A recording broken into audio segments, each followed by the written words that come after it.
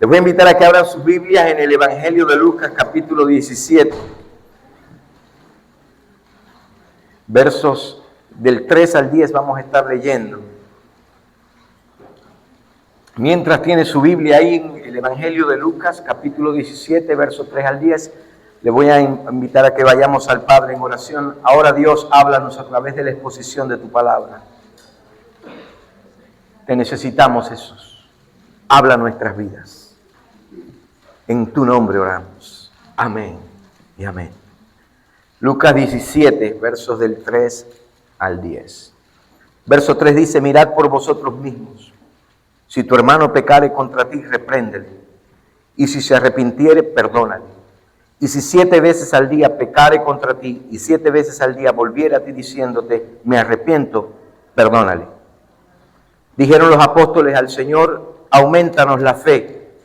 Entonces el Señor dijo, si tuvieras fe como un grano de mostaza, podrías decir a este sicómoro, desarráigate y plántate en el mar, y os obedecería.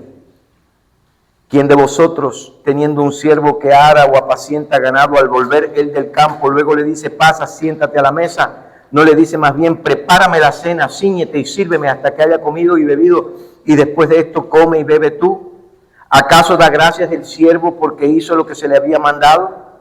Pienso que no.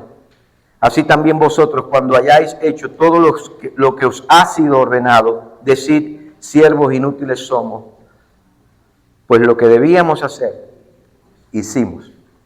La semana pasada comencé a hablar acerca del tema de la generosidad, y si alguno de ustedes no estuvo aquí la semana pasada, quiero recordarles un par de cosas importantes que tienen que ver con el sermón de la semana pasada. Cuando escuchamos la palabra generosidad, casi siempre nuestra reacción inmediata es pensar en dinero. Si se habla de generosidad, pues hoy el tema tiene que ver con dinero. Pero decíamos la semana pasada que aunque la generosidad incluye las finanzas, incluye el dinero, incluye lo material, realmente la generosidad tiene que ver con mucho más. La generosidad bíblica tiene que ver con mucho más que con el dinero o las finanzas, lo material.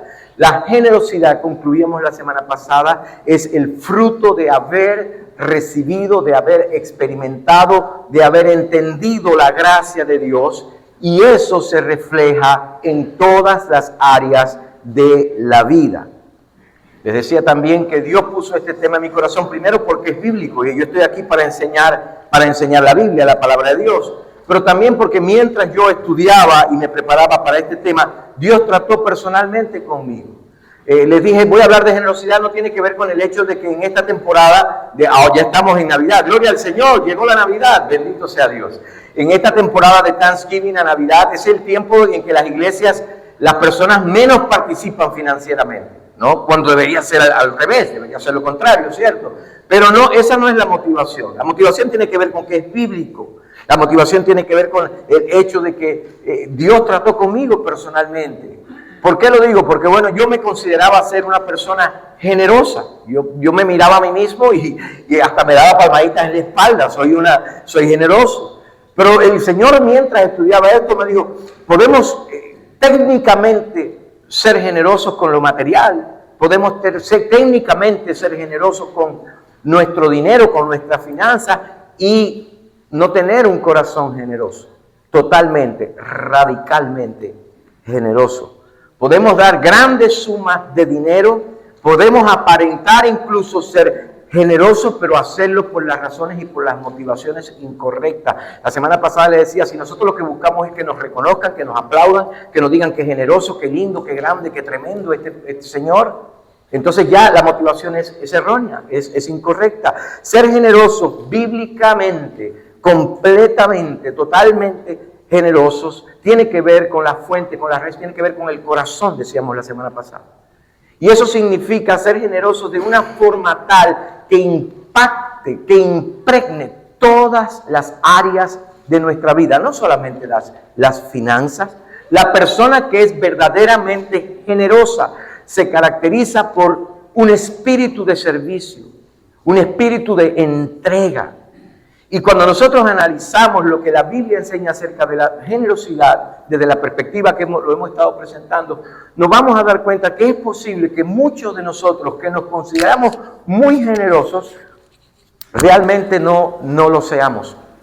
Al menos en la extensión que la Biblia lo presenta. ¿Y de qué estamos hablando? Bueno, estamos hablando de que usted y yo valoramos muchas cosas que son tan importantes para nosotros como el dinero. Incluso muchas de esas cosas que valoramos son más importantes que el dinero mismo.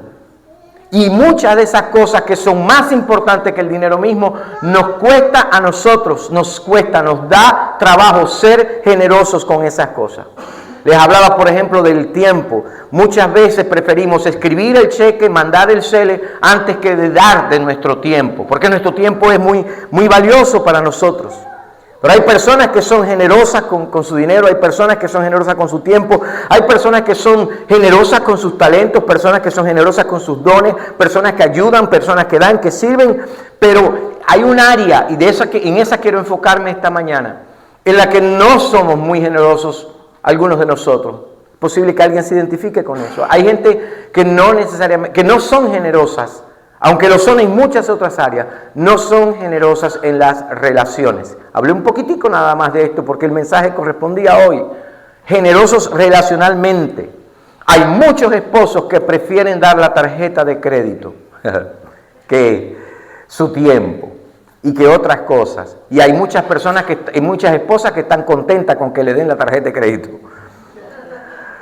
¿No? Pero hay muchos que están siempre cansados y ocupados y los hijos quieren tiempo, papá, pero estamos muy cansados, muy ocupados. El punto es que la generosidad, decíamos la semana pasada, nos va a costar, porque la generosidad en ocasiones va a implicar sacrificios. No podemos decirlo de otra manera, va a ser sacrificial. Así que hoy quiero hablarles de ser generosos relacionalmente. ¿Qué significa ser generosos relacionalmente? Bueno, el más grande ejemplo de ser generosos en las relaciones es el propio Señor Jesucristo. Usted recordará Mateo capítulo 26, Marcos 14 también narra la misma historia. En aquella noche en el Getsemaní, Jesús viene y le dice a los discípulos que se acerca la hora más desafiante de su vida, el momento crucial de su vida. Ese momento de la agonía, del sufrimiento, del calvario, Él los ha venido preparando para eso. Y Él va con ellos en Getsemaní y le dice, miren muchachos, yo me voy a apartar a orar, pero ustedes velen conmigo. Ustedes quédense aquí, yo me voy a apartar, pero ustedes velen conmigo. Y les pide incluso que oren. Y cuando llega una vez, los encuentra, ¿cómo estaban? Dormidos, como algunos cuando predica el pastor, como mi papá cuando yo predico. Y cuando llega los encuentra dormidos. Y vuelve otra vez y vuelve y los encuentra. Ustedes oren para que no entren en tentación, porque lo que venía era fuerte. Y entonces los encuentra dormidos. Y ¿sabe qué me llama la atención? Que no en buen latino diríamos, no los regaña, no los rezonga, ¿no? No le dice, parece esta mentira que ustedes, carnales, que estén durmiendo. ¿Sabe qué les dice? Les dice, el espíritu está dispuesto, pero la carne es débil.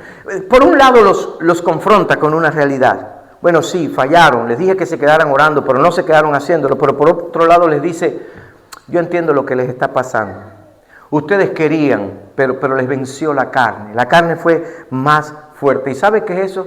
Eso es ser generoso relacionalmente. Y necesitamos reconocer que nosotros no somos muy generosos de esa manera. Porque si nos fallan, si soy yo el que lo dejo velando, quédate aquí que tiene que velarme, por favor, cuida aquí, no vaya a ser que se me escapen las vacas. Y vengo y estás dormido, yo no te voy a decir la carne es débil, te voy a decir, es un irresponsable. Nosotros si nos reclaman, si nos fallan, mejor dicho, reclamamos, nosotros exigimos, nosotros demandamos, nosotros juzgamos, nosotros condenamos, hacemos cualquier cosa, menos hacer lo que hizo Jesús. Jesús le dio el beneficio de la duda. Nosotros no somos fáciles en eso. Y es posible que seamos generosos en otras áreas. Pero nosotros, recuerdan la semana pasada como los fariseos miramos a las personas desde nuestra posición de altura, de nuestra posición puesto de pie, nuestra posición elevada. O desde la idea de que tenemos tal posición. Pero en el tema de la generosidad que tiene que ver con las relaciones, relacional. Hay uno en particular que quiero enfocarme en el resto del mensaje esta mañana. El domingo mientras oraba al final lo mencioné. Y lo mencioné porque me vino a la mente, porque mi esposa, unas noches antes, habíamos estado conversando acerca del tema de la generosidad en las relaciones y ella me dijo, hay un área, Ángel, de generosidad relacional en la que muchos de nosotros fallamos. Yo sé que cuando mi esposa, si su esposa varón es como la mía, cuando ella dice muchos de nosotros, ella está diciendo tú fallas. Ella se incluye solamente para suavizarte las cosas, ya te estoy orientando ahí en eso, ¿no? Y ella dice, hay un área de relación, las relaciones en las que nosotros fallamos mucho. Y ella me dijo el perdón. Y la verdad es que muchos de nosotros, ahora mismo, si yo le digo, piensa en alguna persona que le debe algo. Hay gente que te la debe, para muchos de nosotros hay gente que te la debe. Te la debe por cómo te trataron. Te la debe por lo que te hicieron, te la deben por lo que dijeron de ti. Y porque te la deben, tú sientes que esto no lo puedo soltar, no lo puedo dejar ir, esto tengo que retenerlo, esto tengo que guardarlo. No voy a olvidar lo que me hiciste, ¿no? Te sientes con el derecho de reclamar, con el derecho de exigir. No quieres ceder ni siquiera en lo más mínimo. No quieres dar el beneficio de la duda para nada. No quieres asumir nada bueno. Todo lo contrario. No queremos pensar, quizás dijo lo que dijo porque no sabe, o quizás tal vez no entendió, quizás en el fondo no quiso hacerme daño, quizás es porque habla así pero no piensa lo que está diciendo, ¿no? Quizás es porque esta persona está muy dolida, está muy afectada, está muy dañada. Y déjeme decirle, muchas veces cuando las personas están dolidas, están afectadas, están dañadas, no necesariamente todo lo que dicen de verdad tiene la fuerza que nosotros pensamos que tiene. A veces las personas hablan desde su dolor, pero nosotros no le damos el beneficio de la duda. Les voy a decir el sentido del humor que tiene Dios. Porque yo empecé la semana pasada a predicar sobre la generosidad en todas estas áreas de la vida. Y estaba ya anticipando que este era el tema para hoy. Y de domingo a lunes pasó alguien hizo un comentario, alguien escribió algo feo contra la iglesia, algo feo contra mi persona, ¿verdad? Que no revela la realidad. Pero ¿sabe qué hice? Yo no me amargué. Yo no me amargué porque yo sé que esa persona está pasando por dolor en su vida, está pasando por pruebas en su vida. Y Dios me dijo, antes de que prediques de lo que vas a predicar el domingo, yo quiero que tú practiques esto en tu vida. Que no te amargues contra tal persona, que no pienses en venganza, que no pienses en desquitarte, que no le aclares la mente, no le tienes que aclarar la mente nada. Tu testimonio donde tiene que estar claro es delante de mi presencia. ¿Alguien dice amén esta noche? ¿No? Pero nosotros no hacemos eso. Nosotros nos damos el beneficio de la duda. Y cuando nosotros asumimos esa actitud, no estamos siendo verdaderamente generosos. Puede que con la plata sea muy generoso, pero en eso no. Porque la generosidad verdadera no se aferra a la ofensa, no se aferra al agravio, no se planta en la injusticia que me han hecho. ¿Cómo es posible? Mira cómo me han tratado. No, la generosidad verdadera en el perdón no dice me la van a pagar, esta me la vas a pagar un día, bandido, no voy a soltar, te voy a llevar para que te ponga en su sitio la señorita Laura. No, terco.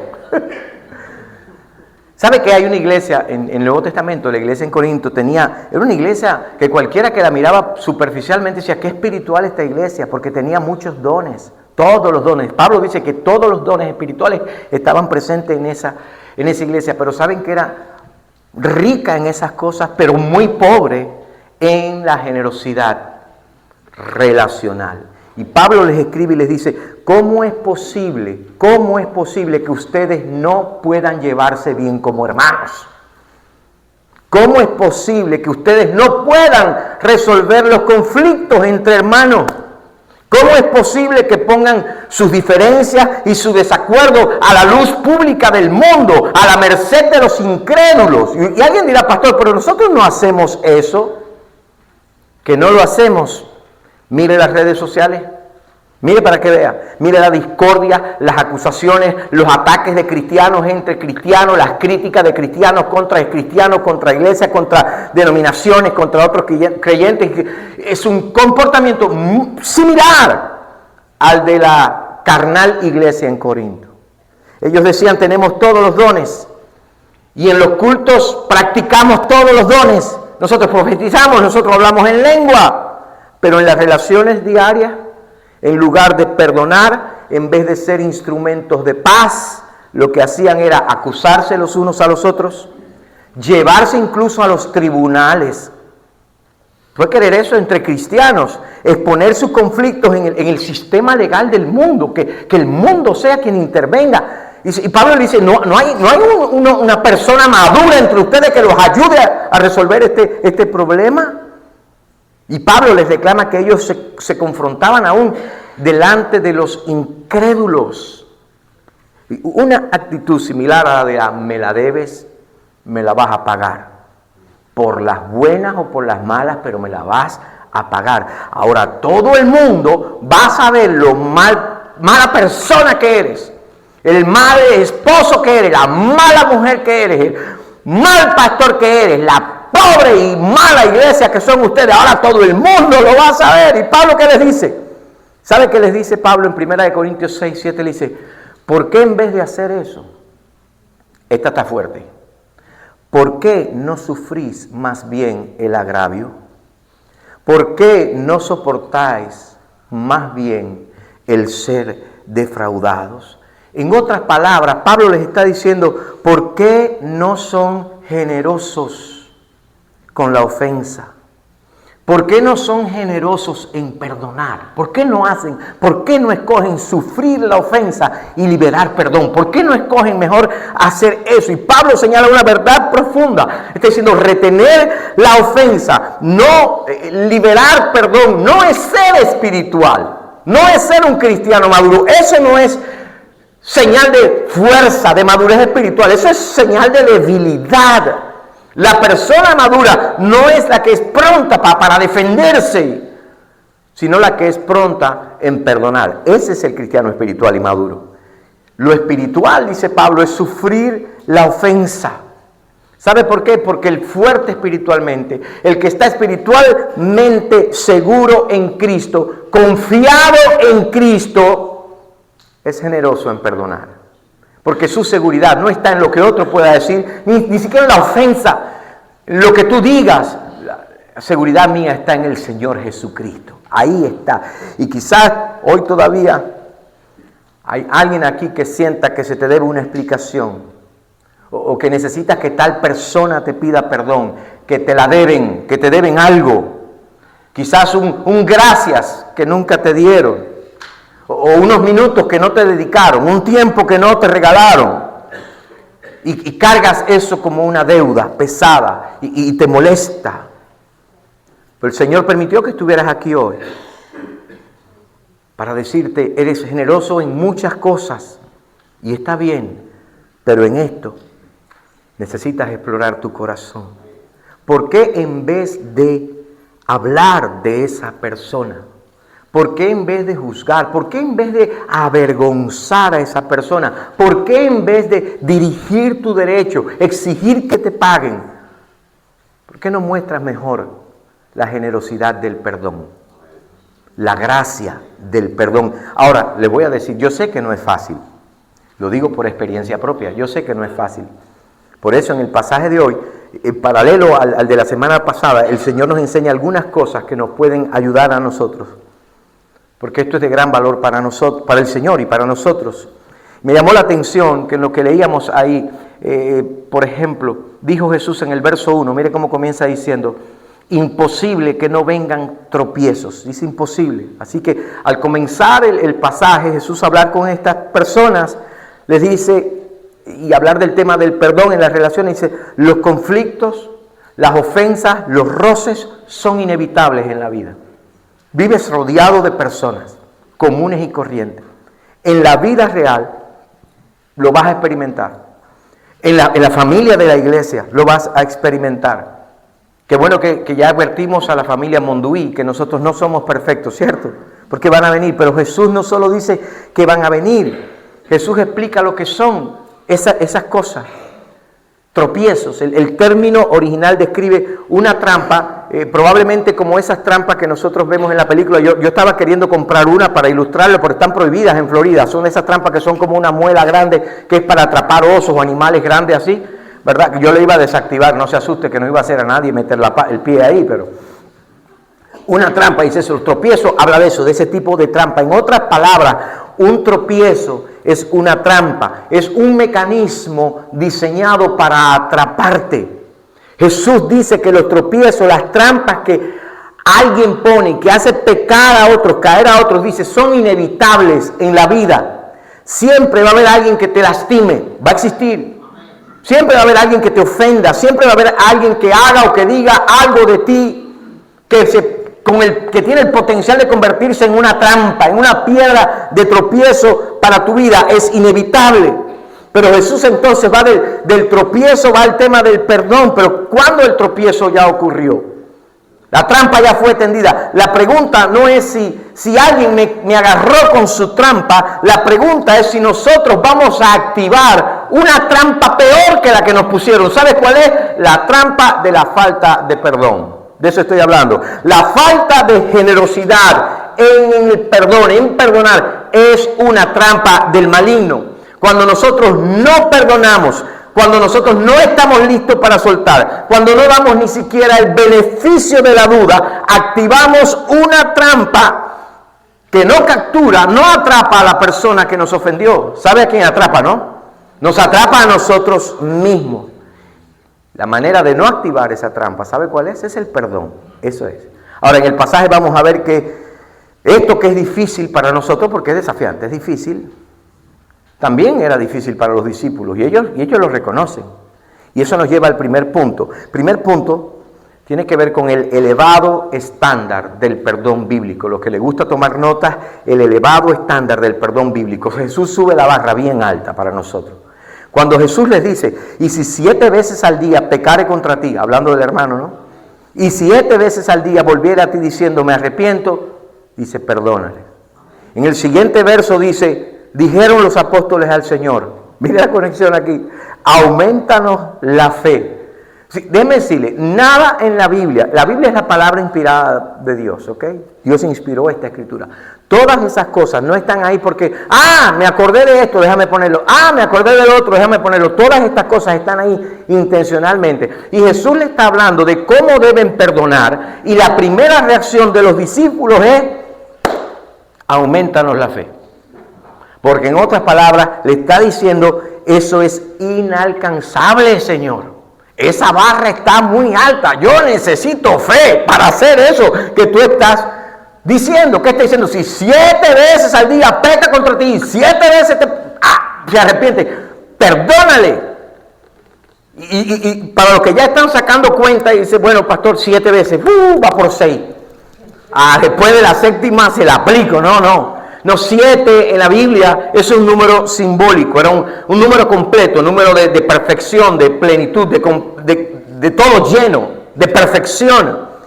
Por ejemplo, si alguien te invitaba a una fiesta en los tiempos bíblicos, te decía, ven y te invito a que comas 7 veces. No, hay pescado sobre la mesa, come 7 veces. No te está diciendo que comas 7 pescados, lo que estaba diciendo era que comieras hasta que te saciaras, que lo hicieras abundantemente. Ahora, cuando Jesús dice, si alguien viene a ti 7 veces en un día y te pide perdón, debes perdonarlo.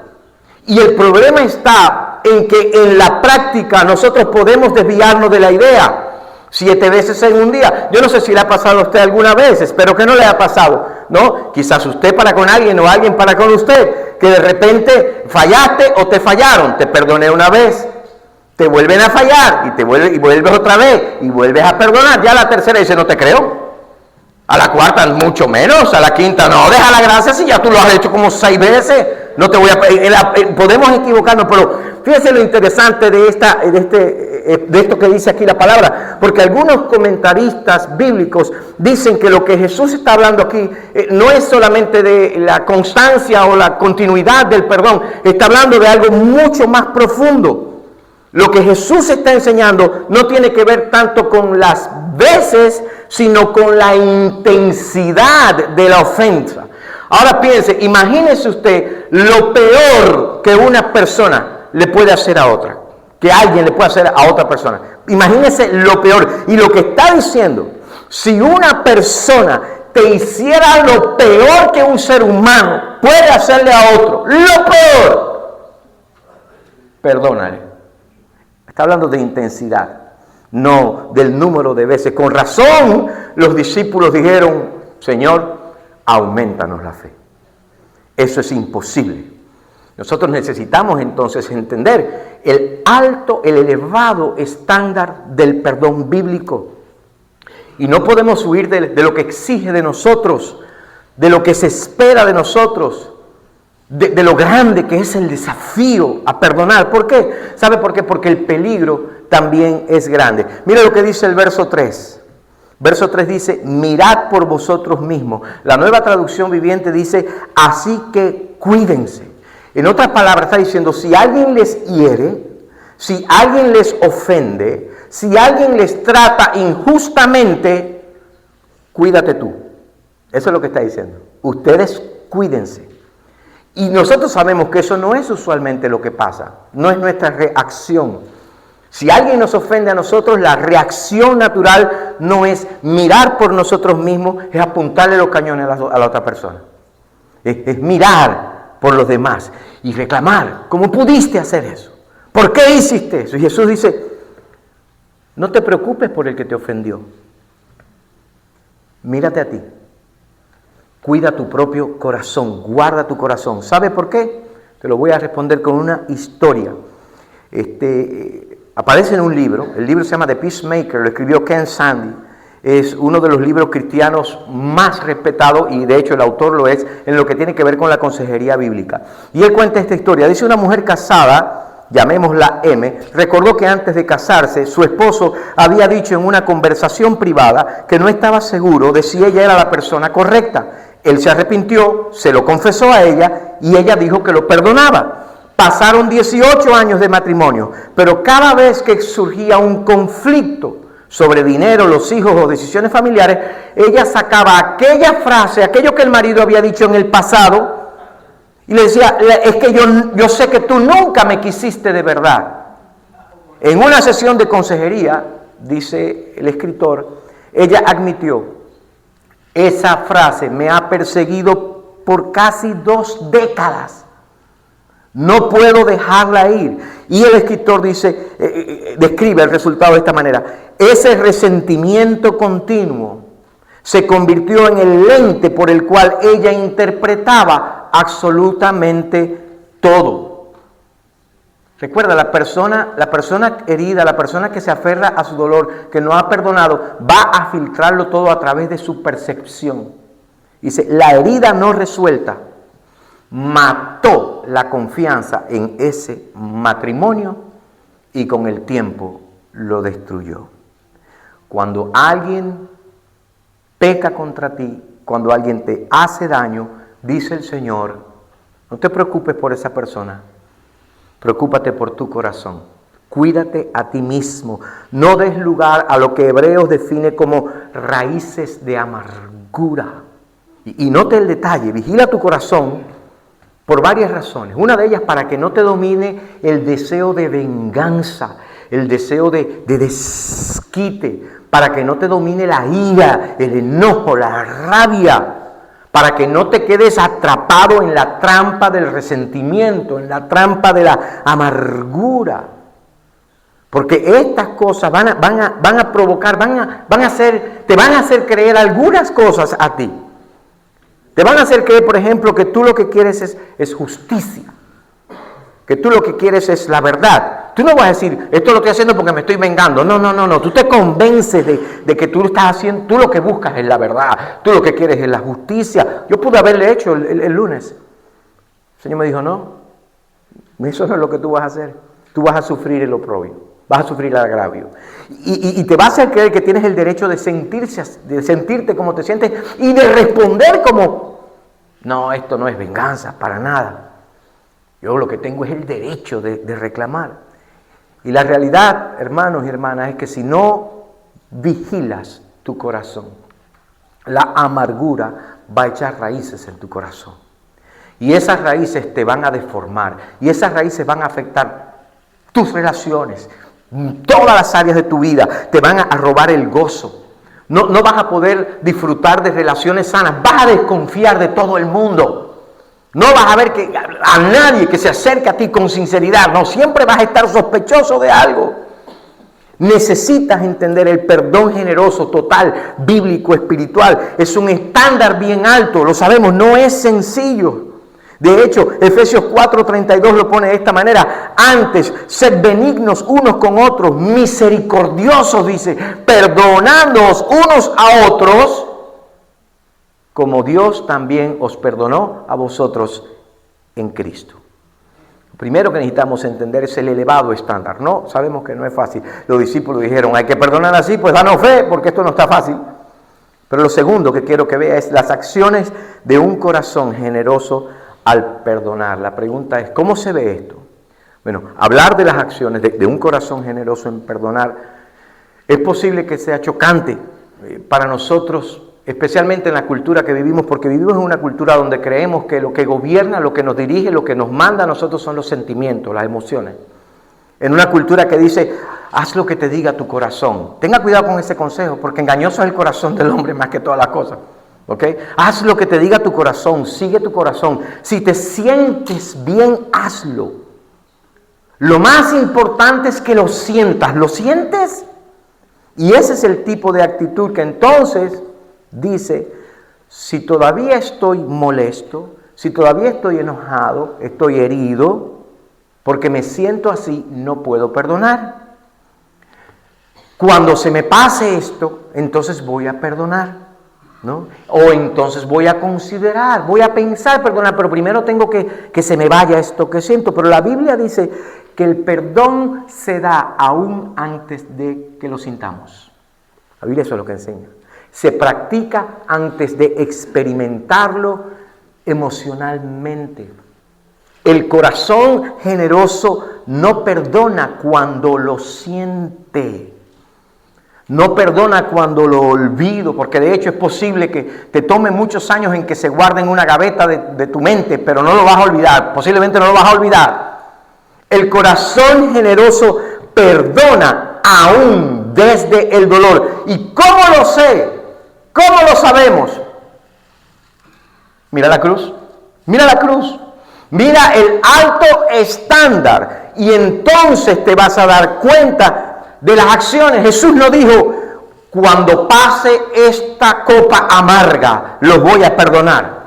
Cuando resucite y me sienta bien en mi cuerpo glorificado, entonces les perdono. No, aún en medio del dolor de la cruz, del castigo, de las heridas, de los latigazos, aún en medio de todo eso, dijo, Padre, perdónalos, porque no saben lo que hacen. Ahora, ¿cuáles son las acciones de un corazón generoso en perdonar? Bueno, el corazón generoso en perdonar. ¿Cómo puedo desarrollar ese corazón? Hay dos cosas que les voy a mencionar, quizás tres. El corazón generoso en perdonar se enfoca en lo que tiene en común con el ofensor. ¿Qué fue lo que dijo? Sí, se enfoca, se fija, pone su atención en qué tengo en común yo con esta persona. Porque Jesús dice, mire lo que dice Jesús, si tu hermano peca contra ti, o sea, yo tengo algo en común. Yo voy a escribir algo feo de Julio en las redes. Es solamente una ilustración, ¿ok? Porque todo lo que tengo que decir es bonito. Más que voy a decir de Luis en la placa, ¿no? Pero yo tengo que tener en cuenta algo. Él es mi hermano. ¿Se da cuenta? Si tu hermano, en otras palabras, son miembros de una misma familia. Mira lo que tienes en común con el ofensor. Un mismo Dios, un mismo Padre, un mismo Salvador, una misma fe, un mismo Señor, un mismo Espíritu. Es tu hermano. Por mal que te haya tratado, por mal que te haya hecho, es tu hermano, está ahí, es la realidad. Pero lo llevo más allá, no lo limites solamente a los cristianos, porque alguien puede decir, bueno, pastor, no es mi hermano, es un mundano, es un pagano. ¿Qué hago en ese caso? Bueno, mira también lo que tienes común con esa persona que no es tu hermano. No es tu hermano, pero en algo es como tú. Es tan pecador como tú. Es tan criatura de Dios como lo eres tú. En otras palabras, no te pongas afuera y te excluyas del grupo de la perfecta. Te pongas en el lado de los perfectos y digas, no te sientas superior a ellos. No te enojes con ellos por lo que te hicieron pensando, no, eso que yo jamás le haría algo a alguien, así como me lo hicieron a mí. Te pongas en eso. ¿No? Recuerda que ambos son pecadores. Recuerda que ambos son seres humanos. El problema es que cuando nosotros nos enojamos con alguien, cuando alguien nos ofende a nosotros, se nos olvida que la otra persona es también alguien creado por Dios. Es criatura de Dios. Y por eso muchas veces, estamos siendo transparentes aquí hoy, ¿cierto? Muchas veces somos muy duros en nuestro trato con los demás. Pero somos bien fáciles, somos bien autoindulgentes con nosotros mismos. Si alguien dice algo de ti que no es verdad, dice una mentira, ¿qué tú le dices? Un mentiroso es lo que es. Pero si el que miente eres tú, entonces la opinión cambia. Bueno, sí, yo no dije la verdad, pero deberías entender, porque las circunstancias, realmente lo que había dentro de mi corazón, nosotros rápido buscamos una excusa, nosotros rápido somos autoindulgentes con nosotros mismos, pero somos bien duros con los demás. Siempre encontramos una explicación, siempre encontramos una excusa, para el otro no. Pero un corazón generoso al perdonar, iglesia, hace lo contrario. Un corazón generoso en perdonar aprende a mirar al ofensor como alguien que al igual que tú es creado por Dios y que necesita la gracia de Dios en su vida. El corazón generoso en perdonar, en segundo lugar, rehúsa exigir el pago por lo que te hicieron. ¿Y sabe lo que pasa cuando usted dice, ok, te perdono?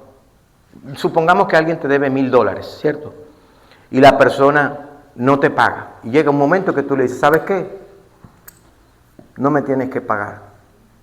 Te perdono los $1,000. ¿Qué viene junto con eso? ¿Sabe qué viene junto con eso? Que usted absorbe la pérdida. Usted se hace dueño de la pérdida. Usted libera a la persona y usted asume la deuda. ¿Verdad que se parece a algo que pasó, no?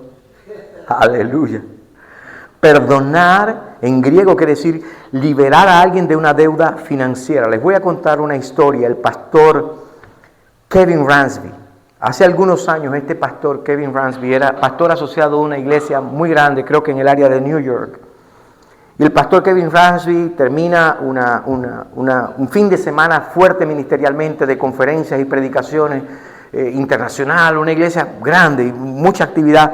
El pastor Ransby se regresa a su casa en la noche y la familia del pastor, la esposa y los hijos estaban de viaje, él está solo en la casa y esa noche en la casa una persona, un drogadicto, alguien que estaba buscando dinero para droga, entró en la casa, forzó la entrada a la casa, entró a la casa. Cuando el pastor se levanta y sale para ver qué estaba pasando, aquel hombre drogadicto le dio 37 puñaladas. 37 puñaladas. Y el pastor Ransby, cuando ya vuelven, él dice que lo único que recuerda es que él trató, no sabe de dónde sacó fuerza, pero se arrastró hasta la casa del vecino. El vecino llamó a la policía vino. Conclusión, lo internaron en el hospital, estuvo grave de muerte. Finalmente Dios lo salva, Dios lo rescata, Dios sale. Él cuenta algo interesante en esta historia. Él dice que cuando la policía viene luego conversando con él en el hospital y todas esas cosas, haciendo reportes y todo lo demás, la policía le dice, ¿sabe? Algo curioso pasó en tu casa. Dice, porque, mírese, me erizo acá, dice, porque nosotros llegamos y nosotros vimos la escena y nosotros sabíamos que estabas en casa del vecino y saliste de tu casa y había sangre por todos los lados y en el portal de la casa está la huella de tu pie. Está la huella de un pie tuyo mojado en sangre y está la huella del pie tuyo, de un solo pie. Pero de ahí hasta la casa del vecino no hay una gota de sangre, no hay una huella más en el camino. Y dice el pastor, ahí fue que entendí que el Señor me había llevado en sus brazos. Tremendo. Pero sabe que el punto que quiero llevarle es que tuvo una decisión dura que tomar. Porque él tuvo que ir como testigo. A este hombre lo agarraron y lo llevaron, está preso todavía. Y él tuvo que ir como testigo al juicio. Y su batalla, dice él, tuvo que ver con: voy a exigir el pago, voy a guardar rencor o voy a perdonar. Y allí dice que en el día del juicio, cuando le dieron la oportunidad, se viró al hombre y le dijo: te perdono. Yo no voy a exigir que pague por lo que me hiciste. Esa deuda yo no la voy a cargar en mi vida. Esa deuda yo se la entrego a Dios y yo te perdono. Hoy en día ese hombre está preso. Entregó su vida a Cristo y predica en la cárcel. Ese mismo hombre, por el perdón. Y el pastor Ransby dice, forgiveness, dice, el perdón no borra el pasado, pero sí quebranta su poder sobre mí. Alabado sea el nombre del Señor. Y solamente puedes perdonar cuando interiormente renuncias a buscar que te paguen lo que deben. Ahora, yo sé que la mayoría de las ofensas que hemos experimentado nosotros no tienen que ver con puñaladas. Es posible que la más común tenga que ver con mentiras, con calumnias, con ofensas, no sé. No tienen que ver con un asalto, no tiene que ver con que te roben y te den 37 puñaladas. Pero sí es posible que tenga que ver con gente que te ha robado a ti algunas cosas. Tu felicidad, tu reputación, oportunidades, ¿verdad? Y tú estabas ahí apuntado para la promoción y vino alguien que le lame las botas al jefe y te tumbó la promoción. Oportunidad y te sientes robado, y muchas veces nuestra reacción, ¿cuál es? Pagarle con la misma moneda. Me hiciste infeliz, yo me voy a asegurar de que tú también seas infeliz. Me dolió, pues yo me voy a asegurar de que a ti también te duela. Y entonces para eso puedes hacer tres cosas. Puedes herirles directamente, ten cuidado, pero puedes herirle directamente, puedes hacer algo que lo hiera profundamente a la persona. O puedes cobrarle, esta es la más común, asegurándote de que todo el mundo se entere de lo que te hicieron, lo que esa persona te hizo. O la tercera, no haces nada, aparentemente, pero te lo guardas por dentro. Y lo recreas en tu mente y lo guardas en tu corazón. Y de repente, cuando te enteras de que algo malo le pasó a esa persona, la está pagando. Tú no hiciste nada, tú no dijiste nada, pero te estás regocijando, se lo merece.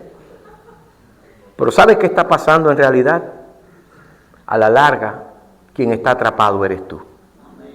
A la larga, ese sentimiento te domina y te roba la paz y te roba el gozo. Y no me voy a ir sin responder esta pregunta, o no nos vamos a ir. No se vaya sin escuchar la respuesta a esta pregunta. Porque yo sé que es posible que alguien... Pastor, entonces usted quiere decir que usted perdona y perdona, pero nunca confronta. ¿Y qué si la persona es un reincidente? Ah, bueno. El pasaje paralelo a este está en Mateo 18, en el verso 15. Mire lo que dice el Señor. Por tanto, si tu hermano peca contra ti, ve y repréndele, estando tú y él solos, no en las redes, no por Twitter, no por Facebook, no por Instagram. No. Dice, y si te oyere, has ganado a tu hermano. Mas si no te oyere, toma aún contigo a uno o dos, para que en boca de 2 o 3 testigos conste toda palabra. Si no los oyere a ellos, dilo a la iglesia. Y si no oyere a la iglesia, tenle por gentil y publicano. Oh, lo excluimos, lo apartamos. No, a un gentil y publicano usted le predique el evangelio de la gracia de Dios. Usted no lo excluye. Ahora, perdonar no significa evitar el confrontamiento. Dice, si tu hermano peca, repréndelo.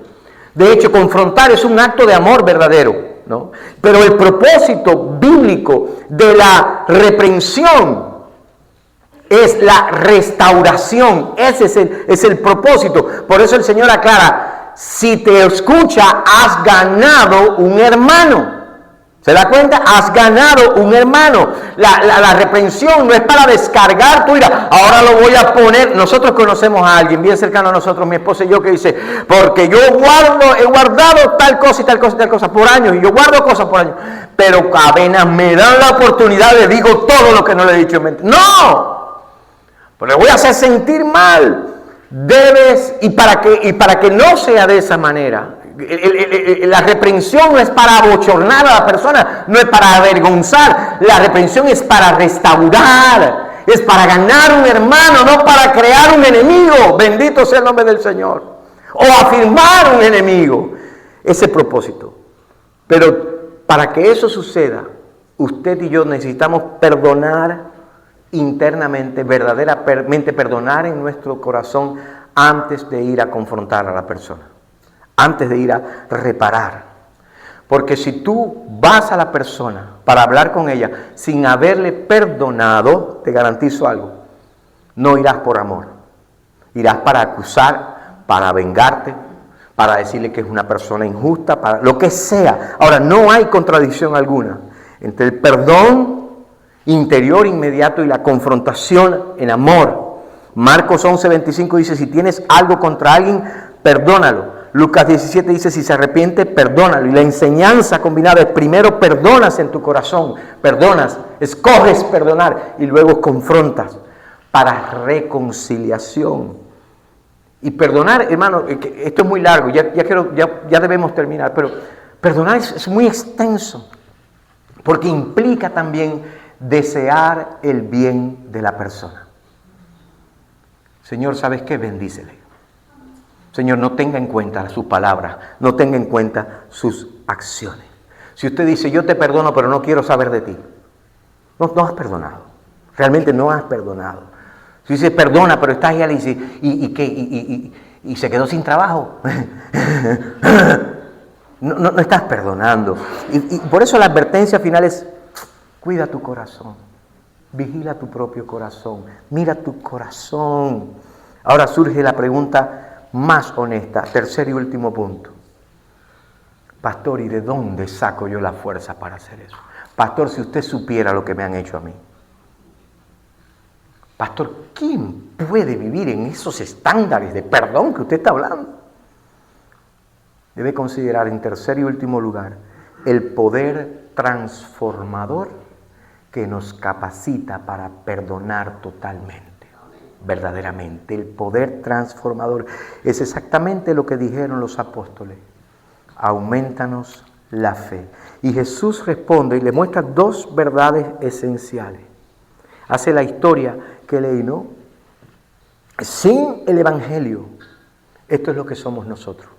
Sin el Evangelio, cuando exigimos el pago, la justicia, cuando tenemos que poner a la persona en su lugar, sin el Evangelio, nosotros somos esclavos que actúan como si fueran reyes.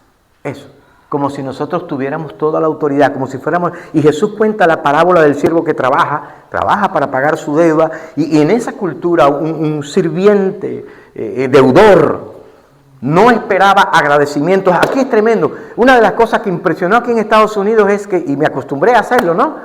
Quizás por mi trasfondo cultural diferente, pero apenas yo llegué aquí a este país, que yo iba y a un restaurante y alguien te servía y tú ibas a pagar por tu comida, a menos que usted sea de lo que se va sin pagar, pero generalmente pagamos, ¿no? Y la persona viene, te sirve, te cobra, tú le pagas y tú le dices gracias. O sea, yo te estoy pagando. ¿Por qué tengo que dar las gracias si tú lo que estás haciendo es un trabajo? Y la cultura judía, un siervo, un deudor, no agradecía el trabajo de un deudor de esa manera, para nada. Pero Jesús toma esto y le da un giro sorprendente, porque el siervo siempre tenía que hacer lo que se le decía. Para eso te pagamos, pues no hay nada que agradecerte. Pero Jesús le da un giro sorprendente y dice, así también ustedes, cuando hayan hecho todo, digan, siervos inútiles somos, hemos hecho lo que debíamos hacer. Ahora la pregunta es, ¿por qué enlaza Lucas esta parábola con el perdón? ¿Sabe por qué? Porque cuando nosotros nos negamos a perdonar, actuamos como si fuéramos los jueces del universo. Actuamos como si fuéramos los reyes del universo. Por eso, y nos sentamos en nuestro trono de moralidad y de perfección que nos hemos creído nosotros que somos, y nos enfocamos en lo que el otro se merece. Es como si dijéramos desde nuestra posición: yo tengo derecho a juzgar, yo tengo derecho a decirle a esta persona lo que se merece. Yo soy quien decide si merece misericordia o no merece. Pero Jesús pregunta: ¿y quién te dio ese trono? ¿Quién te dijo que tú eres el juez? Negarse a perdonar es un esclavo, es un siervo ocupando el lugar de juez, es un reo ocupando el lugar de juez, es un siervo ocupando el lugar de rey. Y la incapacidad para perdonar no es principalmente un problema de sentimientos, de emociones, es un problema verdaderamente, cuando vienes a ver, es un problema de identidad espiritual.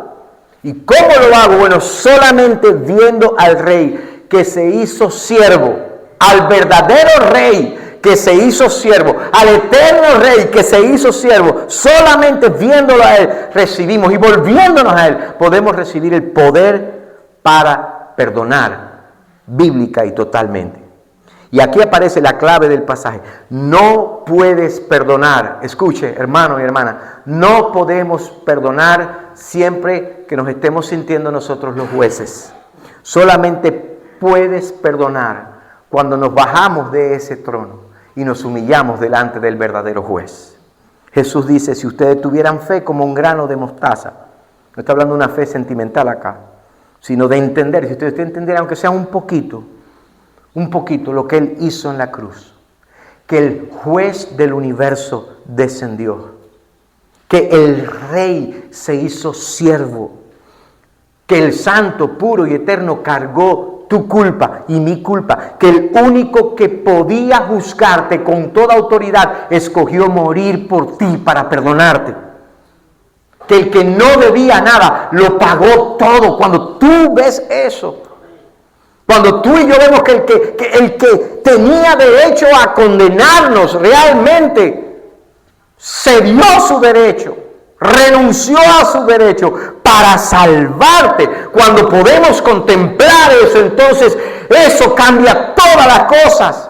Esa visión cambia todo en nuestras vidas, y no podrás perdonar las pequeñas deudas de otros hasta que tu corazón vea la enorme deuda que Cristo te ha perdonado.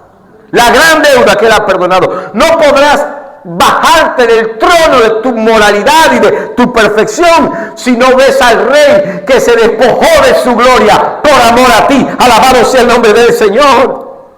No vas a poder renunciar al deseo de desquitártela, de venganza, mientras no veas lo que Jesucristo hizo por ti, que fue a la cruz por ti. Cuando el Evangelio, aquí estamos hablando de algo más que teoría, cuando el Evangelio deja de ser teoría, algo que nos aprendimos de memoria, y se vuelve entonces la realidad en nuestro corazón, ocurre un milagro. ¿Sabe qué pasa? El resentimiento se desvanece, pierde su fuerza. La venganza ya no es lo que me mueve, ya no tiene atractivo para mí el desquite. Y sabe que empieza a fluir un corazón que ha ganado esa visión. ¿Sabe que empieza a fluir? Empieza a fluir la gracia de Dios. Y por eso dice: si tuviera fe como un grano de mostaza, aún un grano de mostaza del Evangelio es suficiente para capacitarte a perdonar, en perdonar. Un poquito de fe te va a dar lo que necesitas para perdonar. Porque cuando Cristo es tu vida, nadie puede destruirte. Y termino con la historia de Corrie ten Boom. Corrie ten Boom, después de la Segunda Guerra Mundial, esta mujer que fue sobreviviente de uno de los campos de concentración más terribles de los nazis. De hecho, su hermana murió en ese campo de concentración. Ella se dedicó a dar conferencias, y un día, al terminar una conferencia, un hombre se acercó a ella Y era uno de los guardias del campo donde ella había estado, el campo de concentración, donde su hermana había sufrido hasta morir. Y este hombre, este guardia alemán, extendió la mano y le dijo: señora, he conocido el perdón de Cristo por mis pecados y quiero pedirles a usted, me perdona por lo que yo les hice. Me perdona usted. Y dice ella que en ese momento su corazón lo que estalló fue de odio inmediato. Porque aquel guardia había destruido junto con otros, obviamente, su familia. Había sido cruel, había sido despiadado, había sido inhumano con ella. Y ella dijo, no podía, porque no sentía perdón, no quería perdonarle, pero sabía que debía hacerlo. Entonces dice que ella oró silenciosamente y le dijo: Jesús, yo no puedo perdonarlo, pero dame tu perdón. Y mientras ella dice que se forzaba a estrechar la mano de aquel hombre, le dijo: en ese momento que extendí mi mano, sentí un amor que no venía de mí, sino del Espíritu de Cristo. Y descubrí, dice ella, que el perdón no es un sentimiento, sino un acto de la voluntad. Escucha esta mañana, si tu vida está escondida en Cristo, nadie puede destruirla.